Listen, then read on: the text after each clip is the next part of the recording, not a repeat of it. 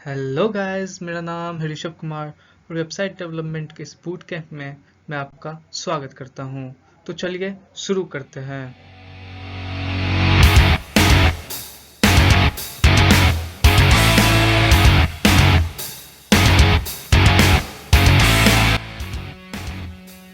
यार, पिछले के वीडियोस में हमने देखा था कि यार ये बूट कैंप होने क्या वाला है और वेबसाइट डेवलपमेंट आखिर होता क्या है यार, और इसमें सिलेबस क्या रहने वाला है इस बूट कैंप में।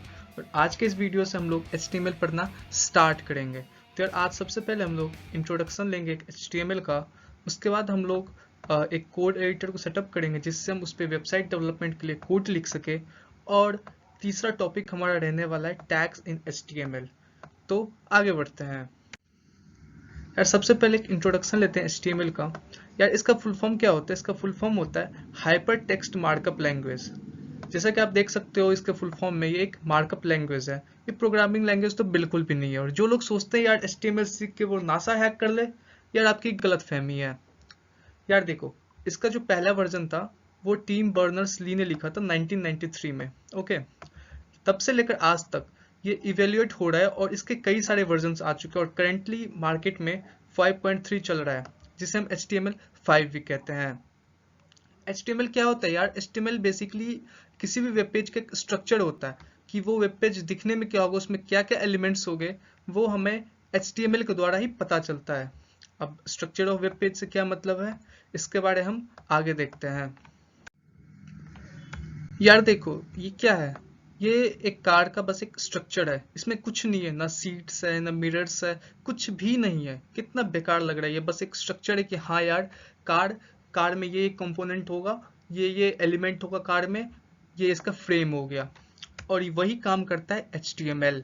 HTML भी किसी भी वेबसाइट का एक फ्रेम बताता है, उसका स्ट्रक्चर बताता है कि हाँ यार ठीक है, इस वेब पेज पे, इस वेबसाइट पे ये चीज़ें मौजूद होनी चाहिए, इतने बटन्स होने चाहिए, इतने फॉर्म्स होने चाहिए, इतने पैराग्राफ होने चाहिए, वो सब हमें HTML बताता है। बट यार ये बिल्कुल भी देखने में अच्छा नहीं लग रहा। तो उसका क्या सॉल्यूशन है? ये देखो यार, ये जो कार है, इस कार के अंदर यहाँ पे हेडलाइट लग चुका है, टायर्स लग चुके हैं, मिरर्स लग चुके हैं, और ये कलरफुल हो चुका है, इसे पेंट कर दिया गया। अब कितना अच्छा लग रहा है देखने में यार। लग रहा है कि नहीं लग रहा है, ये बताओ पहले। यही काम होता है CSS का। CSS का काम होता है किसी भी वेबसाइट को ब्यूटीफुल बनाना, उसे डिजाइन करना, उसे कलरफुल बनाना, उसे सजाना। जैसा कि हमने इस वेबसाइट को इस स्ट्रक्चर से इतना ब्यूटीफुल बनाया, वैसे हम वेबसाइट को ब्यूटीफुल बनाते हैं CSS की मदद से। तो यार अभी भी इसमें एक चीज़ की कमी है, वो है इंजन की। जी हाँ, जी हाँ guys, JavaScript is like a engine, JavaScript is like a brain of website, you can say.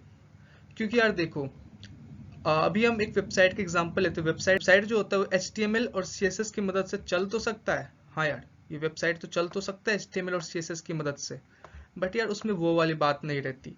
जब हम जावास्क्रिप्ट उसमें ऐड करते हैं तो वेबसाइट और ब्यूटीफुल बन जाते हैं, उसमें और भी ज़्यादा फंक्शंस आ जाते हैं। इसलिए यार जावास्क्रिप्ट को हम कह सकते हैं JavaScript is like brain of website. तो यार जावास्क्रिप्ट सीखना भी मस्ट है। आगे बढ़ते हैं। ओके यार, जैसे कि हमने डिसाइड किया तो हम लोग टैग्स के बारे में पढ़ेंगे। टैग्स पढ़ने से पहले यार देखते हैं एलिमेंट क्या होता है। एलिमेंट, तो यार एलिमेंट को अगर मैं डिफाइन करूँ तो element are like building blocks in an HTML document. और जो ब्राउज़र होता है वो इन्हीं एलिमेंट के हिसाब से इंटरप्रेट करता है कि यार ये होने क्या वाला है, इसके अंदर कंटेंट क्या रहने वाला है। तो जैसे मैंने बोला था बिल्डिंग ब्लॉक होता है ये एलिमेंट। तो बिल्डिंग ब्लॉक क्या होता है यार देखो, हमने भी C या C++ पढ़ा, लैंग्वेजेस पढ़े हैं, तो उसमें हम मेन फंक्शन लिखते थे कि नहीं। मेन फंक्शन लिखते थे हम लोग इस टाइप से कुछ। ये हो गया, ये हो गया उसका ओपनिंग ब्रैकेट, ये हो गया क्लोजिंग ब्रैकेट, और इसके बीच में कुछ कंटेंट रहता था। तो ये ओपनिंग और क्लोजिंग के बीच में जो भी ये जगह है जहाँ पे उसका कंटेंट रहता था, वही उसका ब्लॉक हो गया। ये मेन फंक्शन का ये ब्लॉक हो गया। अब जो जो भी है वो ठीक है। उसी टाइप से होता है एलिमेंट। तो एलिमेंट में तीन बेसिक कंपोनेंट होते हैं एलिमेंट के। एक होता है उसका ओपनिंग टैग, एक होता है क्लोजिंग टैग, और तीसरा होता है यार उसका कंटेंट, उसमें क्या कंटेंट होने वाला है। ये एलिमेंट के तीन बेसिक मेन कंपोनेंट है। तो ओपनिंग टैग का सिंटैक्स क्या होता है यार? लेस देन का सिंबल, फिर एलिमेंट का नाम, फिर ग्रेटर देन का सिंबल, और फिर जो भी उसमें कंटेंट रहने वाला है वो यहाँ पे हो गया कंटेंट, और उसके बाद उसे हम बंद करते हैं इस टाइप से, लेस देन का सिंबल, बैक स्लैश, और जो भी एलिमेंट का नाम है वो, और यहाँ पे ग्रेटर देन का सिंबल। तो टैग्स क्या होता है यार, देखो tags are nothing but a way to represent an HTML element. इसका क्या मतलब है, ये क्या है यार, ये जो मैंने अभी पूरा लिखा, ये ओपनिंग टैग हो गया, ये हो गया क्लोजिंग टैग, और ये हो गया यार कंटेंट हो गया उस एलिमेंट का। तो एलिमेंट कुछ भी नहीं होता, ये एक ब्लॉक होता है, और इसी एलिमेंट को रिप्रेजेंट करने का जो तरीका होता है उसे हम टैग्स कहते हैं। हम टैग्स के द्वारा ये एलिमेंट को रिप्रेजेंट करते हैं। उसमें ओपनिंग टैग आता है, फिर क्लोजिंग टैग आता है, और बीच में फिर उसका कंटेंट रहता है। अब इसके बारे में हम लोग आगे पढ़ेंगे जब हम एक्चुअल कोडिंग करेंगे, जब हम VS कोड में जाएंगे। और जैसे कि हम डिसाइड किया तो हम लोग एक कोड एडिटर इंस्टॉल करेंगे, उसे सेटअप करेंगे। तो यार आ जाते हैं अपने गूगल क्रोम पे या जो भी ब्राउज़र आप यूज़ करते हो। आगे बढ़ते हैं। जैसे हमने डिसाइड किया तो हम लोग एक कोड एडिटर इंस्टॉल करेंगे। तो यार इस बूट कैम्प के लिए हम लोग विजुअल स्टूडियो कोड इंस्टॉल करने वाले होंगे, इसका हम लोग यूज़ करेंगे। तो आपको simply visual studio code type करना है गूगल पे, और ये आपको पहला लिंक मिल जाएगा। यार इसे खोलने के बाद कुछ इस टाइप का इंटरफेस आपके सामने होगा। तो यार अगर आप विंडोज़ यूज़ करते हो तो आप यहाँ से इसको सिंपली डाउनलोड कर सकते हो। अगर आप मैक यूज़ करते हो तो आप मैक कर सकते हो यहाँ से मैक के लिए डाउनलोड। अगर आप लिनक्स का कोई OS यूज़ करते हो आप फिर उसको यहाँ से डाउनलोड कर सकते हो। तो मेरे में ऑलरेडी इंस्टॉल्ड है, तो आप इसको पहले डाउनलोड कर लेना अगर आप विंडोज़ यूज़ करते हो या फिर मैक जो भी यूज़ करते हो आप। फिर उसे आप सिंपली इंस्टॉल कर देना, बहुत ईजी प्रोसेस है। इंस्टॉल करने के बाद उसका एक डेस्कटॉप आइकन बना लेना। तो यार इंस्टॉल होने के बाद आपको कुछ इस टाइप से एक आइकन मिलेगा VS कोड का, आपको सिंपली इस पर क्लिक करके इसको ओपन कर देना है। इसका कुछ इस टाइप से इंटरफेस मिलेगा आपको। यहाँ पे इसको मैं कट कर देता हूँ। कुछ नहीं करना, जैसे ही ओपन हो जाए सबसे पहले आप इस वाले आइकन पे आना, ये एक्सटेंशन है ठीक है, इस पर आप क्लिक करना। और यहाँ पे आपको लिखना है लाइव सर्वर, और ये आपका आ जाएगा live server by Ritwik Dey. मेरे में ऑलरेडी इंस्टॉल्ड है, मैं इसको फिर भी अनइंस्टॉल कर देता हूँ। ठीक है, आपको इस टाइप से मिलेगा, आप इसको सिंपली इंस्टॉल कर देना, बहुत जल्दी ये इंस्टॉल हो भी जाएगा। तो आप देखते हैं लाइव सर्वर है क्या। लाइव सर्वर एक एक्सटेंशन है जो आपको रियल टाइम पे जो भी आप कोड करोगे वो आपको दिखाएगा, उसका क्या रिजल्ट होने वाला है वो आप दिखाएगा। या क्योंकि यार देखो आपने कोड लिखा और आपको पता ही नहीं चल रहा कि यार आपका कोड रिफ्लेक्ट कर भी रहा है या फिर नहीं कर रहा, वो वर्क कर भी रहा या फिर नहीं कर रहा। इसके लिए हम लोग लाइव सर्वर यूज़ करते हैं। देख सकते हो यहाँ पे, आप देख सकते हो आप यहाँ पे रियल टाइम पे ये जो भी चेंजेस कर रहा है वो उसको यहाँ पे रिफ्लेक्ट कर रहा है उसके वेबसाइट पे, जो भी वो वेबसाइट बना रहा है। बहुत अच्छा ये एक्सटेंशन, इसको कैसे यूज़ करेंगे वो भी हम आगे देखेंगे। ये हो जाने के बाद आप सिंपली अपने डेस्कटॉप पे आओ, वहाँ पे एक फोल्डर बना लो। मैं एक फोल्डर बना लेता हूँ,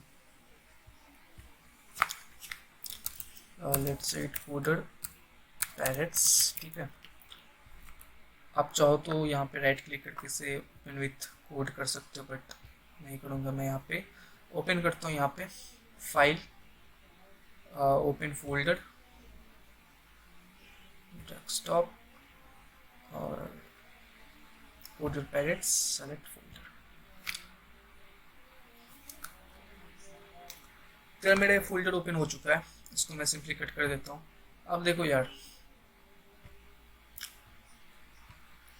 मैं इसके अंदर, इस फोल्डर के अंदर एक और फोल्डर बनाता हूँ।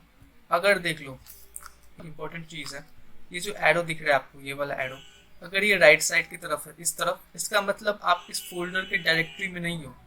अगर ये एरो राइट साइड में है, इसका मतलब आप इस फोल्डर की डायरेक्टरी में नहीं हो। अगर आप इस पर क्लिक करोगे, देखो एरो नीचे की तरफ हो गया, इसका मतलब अब आप इस फोल्डर की डायरेक्टरी में आ चुके हो। आप जो भी चीज़ यहाँ पे बनाओगे वो इस फोल्डर पे रिफ्लेक्ट करेगा। ठीक है, तो मैं इसकी डायरेक्टरी में एक और फोल्डर बना लेता हूँ, इससे चैप्टर 1। ठीक है, एक फोल्डर बन गया। मैं इस पर फिर से क्लिक करके इस चैप्टर 1 की डायरेक्टरी में आता हूँ और मैं एक फाइल बना लेता हूँ, tut1.html। अब यार .html क्या है? .html is nothing but an extension. हम बता रहे हैं यार ये एक HTML फाइल होने वाला है, जैसे कि हम लोग फोटोज़ के लिए .png .jpg यूज़ करते हैं, नोटपैड वाले फाइल्स के लिए हम डॉट टी यूज़ करते हैं, सेम टू सेम यहाँ पे हम डॉट HTML यूज़ करेंगे। जैसे कि हम डिसाइड करते हैं हम लोग आज HTML की स्ट्रक्चर देखेंगे, उसका स्ट्रक्चर क्या रहने वाला है। उसके लिए हम लोग स्टार्टेड टेम्पलेट ले लेंगे VS कोड से। वो हमें कैसे ले सकते हैं, Shift+1 प्रेस करना है और फिर आपको एंटर दबा देना है, ठीक है। Shift+1 देन एंटर, फिर आपको ये स्टार्टेड टेम्पलेट मिल जाएगा, या फिर आप कह सकते हो बॉयलर प्लेट मिल जाएगा आपको। ये आपको लगभग हर एक HTML वेबसाइट में HTML फाइल में आपको इंक्लूड करना ही पड़ेगा, लिखना ही पड़ेगा, ठीक है। तो अब इसका एक स्ट्रक्चर देखते हैं हम लोग। डॉक टाइप HTML का क्या मतलब है। उससे पहले देखते हैं कि HTML में कमेंट्स कैसे लिख सकते हैं। कमेंट लिखने के लिए लेस देन का सिंबल, डबल डैश, ये आपका एक कमेंट आ गया, इसके बीच में आप कमेंट लिख सकते हो। या फिर इसका एक शॉर्टकट है Ctrl+/, ये आपका कमेंट आ गया, ठीक है। अब देखते हैं डॉक टाइप HTML क्या है। बता रहा है कि जो फाइल होने वाला है उसका टाइप HTML है, वो बेसिकली इस फाइल का टाइप बता रहा है। अभी मार्केट में HTML5 चल रहा है। HTML5 से पहले आप ये वाला लाइन नहीं भी लिखते डॉक टाइप HTML तो कोई दिक्कत नहीं था, बट HTML5 में कुछ नए नए फीचर्स आए हैं, कुछ नए नए एलिमेंट्स आए हैं, तो उनको यूज़ करने के लिए हमें डॉक टाइप HTML लिखना पड़ता है, ठीक है। तो ये कुछ नहीं है, it shows that this file is going to be of HTML type, ठीक है। आगे बढ़ते हैं। HTML lang equals to en, ये HTML टैग है, ये बेसिकली पहले इसको हम हटा देते हैं, ठीक है। ये बेसिकली HTML टैग है एक, और यहाँ पे इसका ओपनिंग टैग है HTML का, यहाँ पे क्लोजिंग टैग है HTML का। इसे हम कंटेनर टैग भी कहते हैं, क्योंकि यार हमें जो भी चीज़ें लिखनी है इसमें, जो भी चीज़ें हमें HTML में करना है, या तो हमें HTML का कोड लिखना है, या फिर हमें कुछ एक्सटर्नल लिंक्स को इंक्लूड करवाना है, एक्सटर्नल CSS फाइल्स को इंक्लूड करवाना है, सब कुछ हमें, सब काम हमें इस HTML टैग के अंदर ही करना पड़ेगा। इसी में एक और इसका एक आप कह सकते हो प्रॉपर्टी है lang इक्वल्स टू en। ये जो HTML5 लिखा जा रहा है उसका लैंग्वेज क्या रहने वाला है, ये एक तरह से एडिशनल इंफॉर्मेशन दे रहा है इस HTML फाइल के बारे में, ये जो lang इक्वल्स टू en है।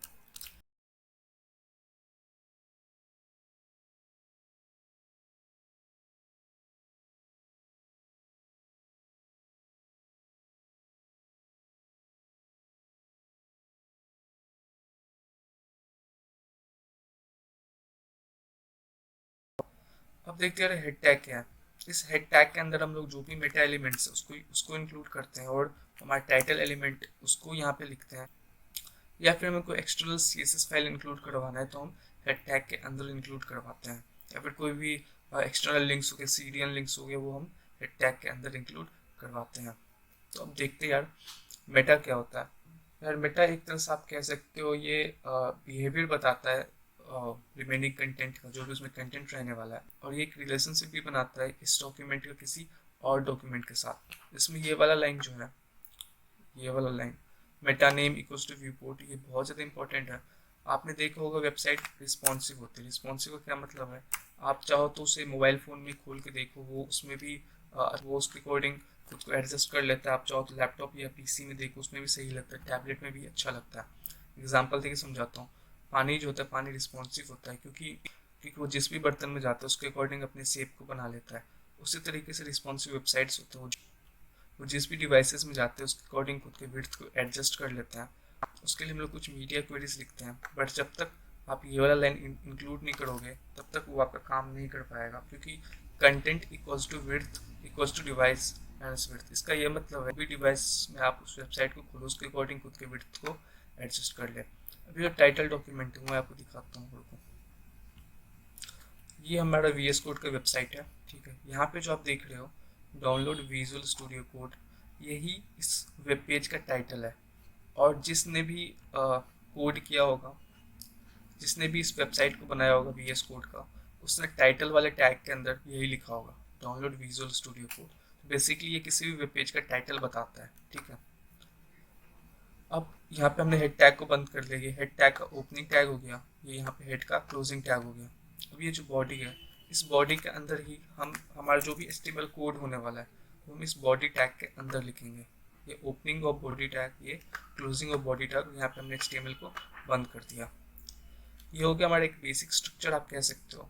अब इसके अलावा कुछ और टैग्स होते हैं, उसके बारे में पढ़ते हैं।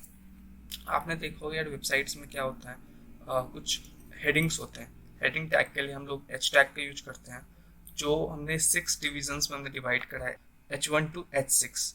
अब वो उसमें डिफरेंस क्या है वो बताता हूँ। सबसे पहले H1 लिखते हैं, एंटर। आपको ओपनिंग क्लोजिंग कुछ नहीं करना, बस आपको टैग का नाम देना है और enter. H3, H4, H5, H6। अब मैं इसको लाइव सर्वर से खोल लेता हूँ। कैसे? यहाँ पर जाके right click, open with live server, या फिर control plus shift plus L, या फिर यहाँ पे ओपन विथ लाइव सर्वर। ये लाइव सर्वर हमारा खुल चुका है। देखो टाइटल में डॉक्यूमेंट लिखा हुआ है, यहाँ पे देखो टाइटल में डॉक्यूमेंट लिखा है। मैं यहाँ पे टाइटल चेंज करता हूँ, वेब डेव बूट कैंप। कुछ नहीं हुआ क्योंकि हमने अभी तक इसको सेव नहीं किया है। देखो कंट्रोल एस से सेव, देखो चेंज हो गया title, web dev boot camp. समझ गए टाइटल क्या होता है। अब देखो यहाँ पे हम हेडिंग लिखते हैं, इसमें जो बीच में स्पेस है उसमें हम कंटेंट लिखते हैं, हेडिंग 1। इसको मैं कंट्रोल सी से कॉपी करता हूँ,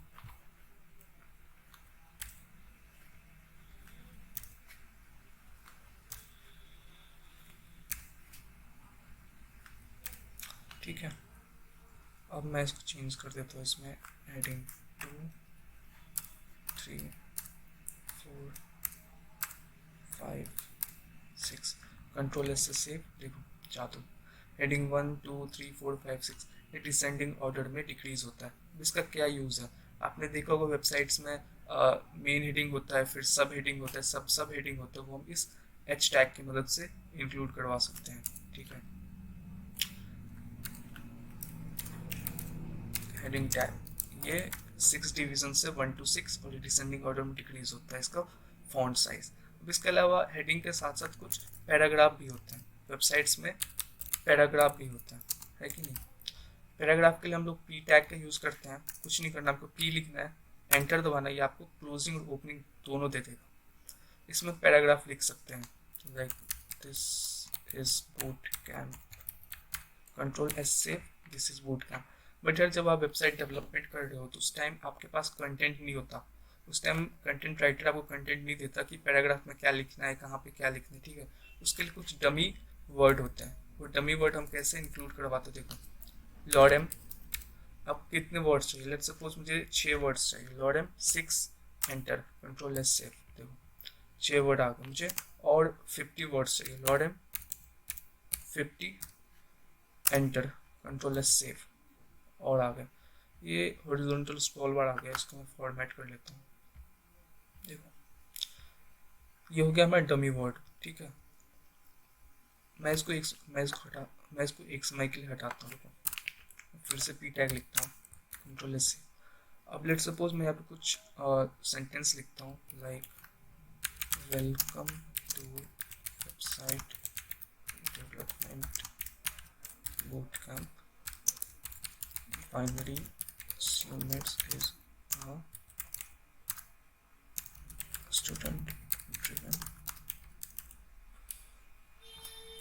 community, ठीक है। देखो आ गया। अब यार मैं चाहता हूँ क्या कि ये जो welcome to website development boot camp है, इसके बाद ये जो बाइनरी सुमिट स्टार्ट हो रहा है यहाँ से, ये दूसरे लाइन में आ जाए। यहाँ पे अभी सेम लाइन में है, मैं चाहता हूँ दूसरे लाइन में आ जाए। इसके लिए हम क्या करेंगे, यहाँ पे मैं एक एंटर दबा के इसको दूसरे लाइन में लेकर आ जाऊंगा। क्या ये वर्क करना चाहिए कि यहाँ पे मुझे एक नया लाइन मिलेगा? देखते हैं, कंट्रोल एस से। कुछ नहीं हुआ यार, देखो अभी भी एक ही लाइन में, लेकिन मैं चाहता हूँ ये जो binary students student driven community, ये वाला सेंटेंस जो है वो नेक्स्ट लाइन में आ जाए, यहाँ पे एक लाइन ब्रेक आ जाए। उसके लिए हम क्या करेंगे, हमारा जो HTML है वो हमारा जो HTML है वो ब्लैंक लाइन काउंट नहीं करता, तो उसके लिए हम लोग BR टैग का यूज करेंगे, BR, ठीक है। उसके लिए हम लोग BR टैग यूज करेंगे, BR एंटर। इसका सिंटैक्स देख लो यार, BR, आपको कुछ नहीं करना, आपको बस एक BR लिखना है और एंटर दबा देना है। जो हमारे VS कोड है वो अपने आप इसे एक टैग बना देगा। मैंने बताया था जब हम PPT कर रहे थे, कुछ टैग्स ऐसे भी होते हैं जिसमें क्लोजिंग टैग्स की जरूरत नहीं है, उसमें से BR टैग भी एक है, इसमें क्लोजिंग टैग की जरूरत नहीं है। अब देखो मैं Ctrl+S से सेव करता हूँ तो क्या होता है, Ctrl+S सेव, ये देखो नए लाइन में आ चुका है कि नहीं। मैं चाहता हूँ ये जो बूट कैंप है ये नए लाइन में आए, इसके लिए हम क्या करेंगे, BR एंटर, ये टैग बन गया, Ctrl+S सेव, बूट कैंप नए लाइन में आ चुका है। मैं चाहता हूँ ये जो स्टूडेंट ड्रिवन कम्युनिटी ये नए लाइन में आ जाए, इसके लिए फिर से हम लोग BR का यूज़ करेंगे, BR एंटर, देखो नया लाइन, ठीक है। ये हमारा BR टैग हो गया। अब एक और टैग होता है बहुत ज़्यादा इंपॉर्टेंट, वो होता है एंकर टैग। एंकर टैग क्यों यूज़ करते हैं यार हम लोग, एंकर टैग हम लोग यूज़ करते हैं अपने वेब पेज में लिंक्स को इंक्लूड करवाना। आपने देखा होगा यार वेबसाइट्स में क्या होता है, आप किसी पे क्लिक करोगे तो आपको किसी और वेबसाइट पर रीडायरेक्ट करवा देंगे। लाइक मान के चलो आपको यूज़र को रीडायरेक्ट करवाना है आपके फेसबुक या फिर इंस्टाग्राम अकाउंट पे, तो आप यूज़र को वहाँ से रीडायरेक्ट करवा सकते हो एंकर टैग की मदद से। इसका सिंटैक्स देख लो, हम लोग ए लिखेंगे, एंटर दबाएंगे, ये पूरा का पूरा आ गया है कि नहीं।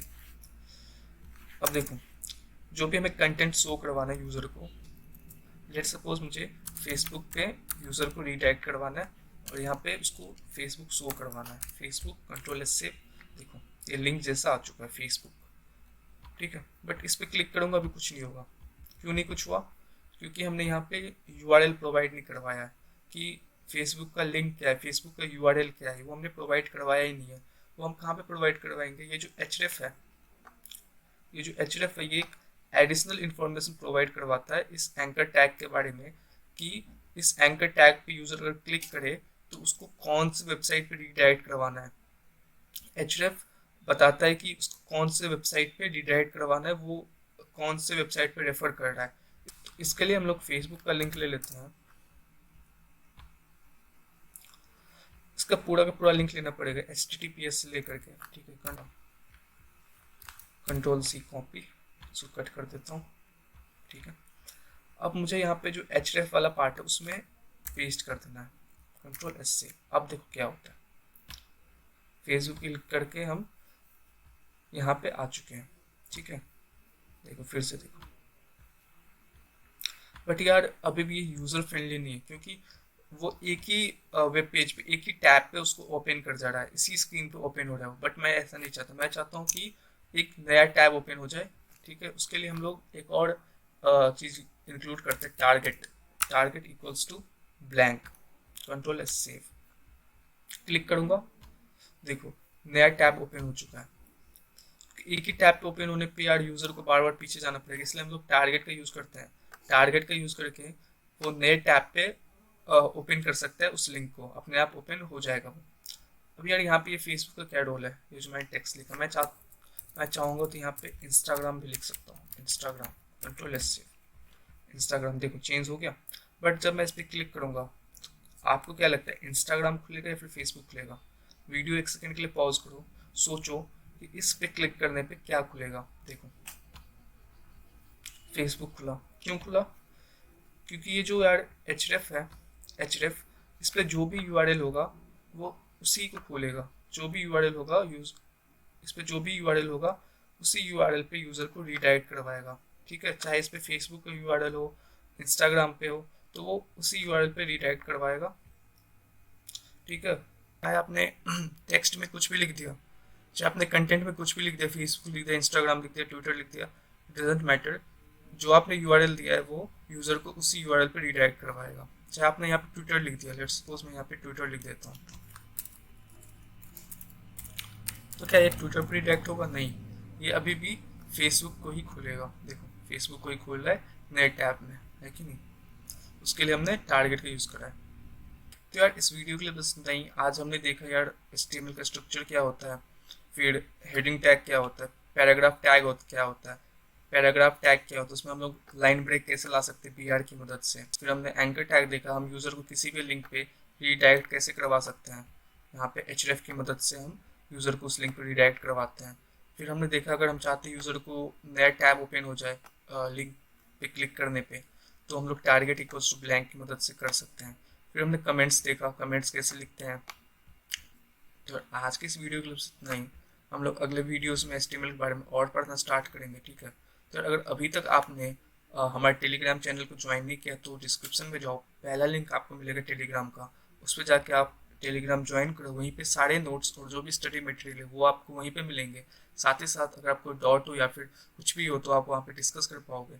और अगर अभी तक आपने बाइनरी स्विमेट के इंस्टाग्राम पेज को फॉलो नहीं किया तो आप जाकर फॉलो कर लो, क्योंकि वहाँ पे रोज़ ही स्टोरी में क्विजेज लगते रहते हैं, आप क्विजेज को अटेम्प्ट कर सकते हो। साथ ही साथ वहाँ पे रोज़ ही नए नए पोस्ट होते रहते हैं, इन्फॉर्मेटिव पोस्ट वहाँ पे रोज़ होते हैं, तो आप वो भी देख सकते हो। साथ ही साथ अगर आप मुझसे कनेक्ट होना चाहते हो तो मैंने अपने लिंक्डइन प्रोफाइल का भी लिंक दे रखा है और इंस्टाग्राम हैंडल का भी लिंक नीचे प्रोवाइड कर दिया है। तो यार तब तक stay home, stay safe, keep learning. यार thank you so much, thank you guys.